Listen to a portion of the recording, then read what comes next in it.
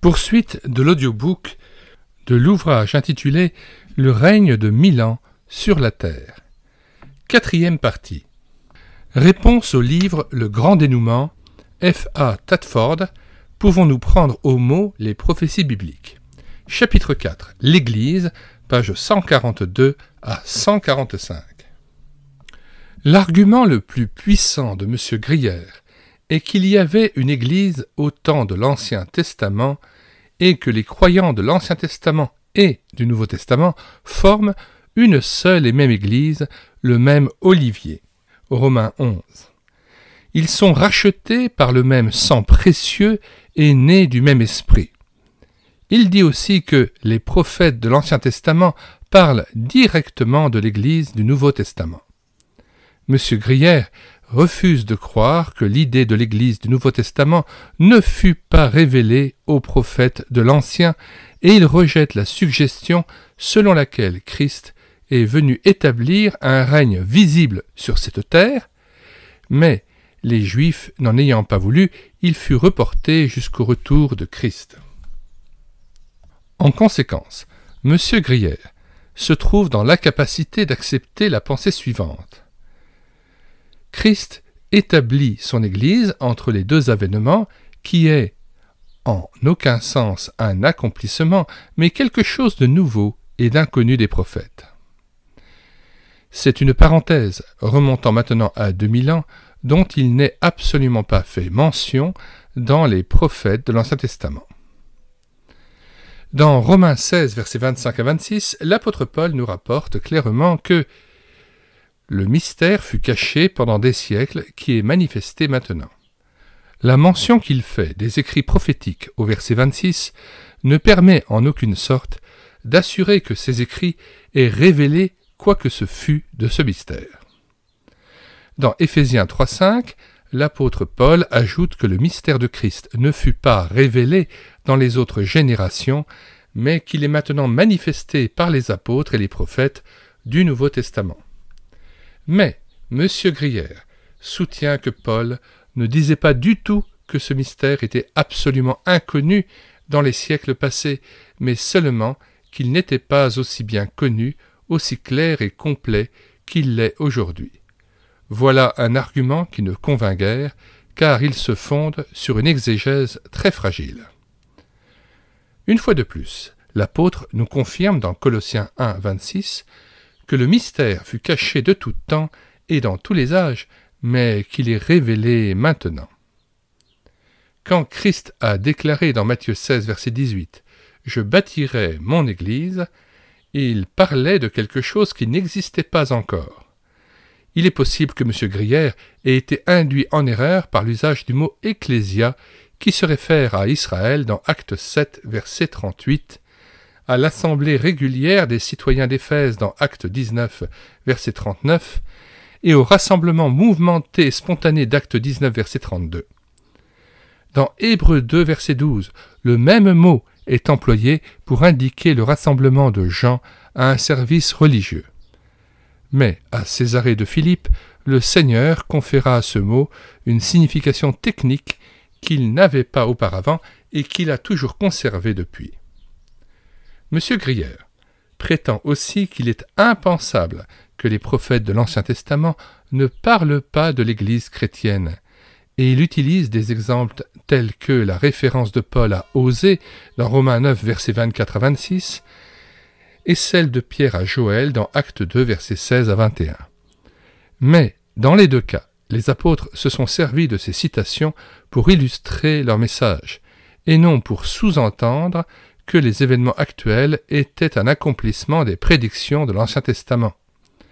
De plus, d'après M. Grier, dans Galates 3, versets 8 à 9, l'apôtre Paul déclare que la prédiction de l'Ancien Testament à Abraham « Toutes les nations seront bénies en toi » est maintenant accomplie par la justification des païens par la foi. Mais Paul enseigne autre chose que cela, c'est-à-dire que tous les hommes de foi sont la postérité d'Abraham, et non que la promesse faite à Abraham sera limitée aux croyants actuels. Voici encore un autre exemple de la manière légère dont M. Grier traite ce sujet. Il nous dit « Paul considère les croyants de l'Ancien Testament et du Nouveau Testament sous la forme d'un seul olivier ». Il fait référence, vraisemblablement, au passage de Romains 11, versets 17 à 24. Mais une lecture attentive du texte nous démontre que Paul n'a pas dit ce que M. Grière affirme, bien au contraire. Romains 11 nous présente le problème du rejet actuel d'Israël. L'apôtre nous révèle que les bénédictions dont les païens jouissent pourraient provoquer un retour des Juifs à Dieu dans la foi et la repentance, et qu'une bénédiction sans pareille en résulterait alors pour le monde. L'image de l'olivier est une image allégorique dans le texte. Le païen devenu croyant est par là aussi devenu la postérité spirituelle d'Abraham, ayant ainsi part à sa vie spirituelle et à la bénédiction réservée à Abraham et à sa postérité.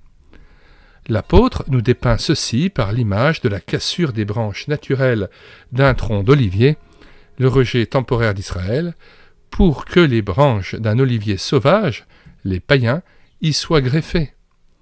Mais Paul souligne le fait que les branches naturelles seront à nouveau greffées sur leur tronc originel. Le rejet d'Israël n'est donc pas définitif. M. Grière ne croit pas non plus que l'ère de l'Église est une parenthèse entre les deux avènements de Christ. Il écarte à nouveau un point de vue sans avoir sérieusement considéré les passages des Écritures qui s'y rapportent. Une seule illustration à ce sujet nous suffit. Daniel 9, versets 24 à 27, nous dit qu'il se passera 69 semaines ou 483 ans, comprises dans les 70 semaines mentionnées dans le verset 25, entre l'annonce de la reconstruction de Jérusalem et la venue de l'Ouin, l'apostrophe O majuscule INT, du Messie. Cette période débuta par la permission de reconstruire, Néhémie 2:8, et se termina le premier dimanche des Rameaux, quand Jésus entra à Jérusalem sur le dos de l'ânon, Matthieu 21, versets 7 à 9. Puis reste encore une période de 1 semaine, Daniel 9, verset 27, mais la continuité des 70 semaines est interrompue. Entre la 69e et la 70e, 2 choses auront lieu. Verset 26, 1. Le Messie sera rejeté quelques jours après. 2. Jérusalem et le Temple seront détruits. Ce qui eut lieu 40 années plus tard. L'apparition du chef mentionné dans le verset 26 n'a pas encore eu lieu, et les événements du verset 27 certainement pas non plus. Il y a ainsi une parenthèse qui a déjà duré plus de 19 siècles. Premièrement, Jésus dit clairement à Césarée et de Philippe que son Église n'existe pas encore. Deuxièmement, Paul dit que ce mystère a été caché au siècle passé et révélé aux prophètes et aux apôtres du Nouveau Testament. Troisièmement, tous les croyants du temps présent, sans distinction de race ou de nationalité, sont membres de cette Église, et finalement l'Église existe pendant la parenthèse ouverte depuis la crucifixion du Seigneur, confère Romains 11. Il est également clair que l'endurcissement actuel d'Israël n'est que temporaire et cessera quand le nombre des païens qui auront cru et auront été intégrés dans l'Église sera au complet. Alors, Israël reprendra sa place comme le peuple élu de Dieu. Fin de la lecture du chapitre 4 consacré à l'Église, développement de F.A. Tadford, réponse au livre Le Grand Dénouement, pouvons-nous prendre au mot les prophéties bibliques? Nous vous invitons, comme à l'ordinaire, à vous rendre dans la description de cette vidéo afin de tirer profit des liens que nous vous communiquons vers cet ouvrage intitulé « Le règne de 1000 ans sur la terre », mais aussi vers bien d'autres ouvrages et bien d'autres playlists qui pourront aussi nourrir votre foi. Nous le rappelons encore, Tadford, comme Lamorte, Chalice et Sauer, était pré-millénariste. Tadford, ici, contredit la thèse amillénariste de Grière.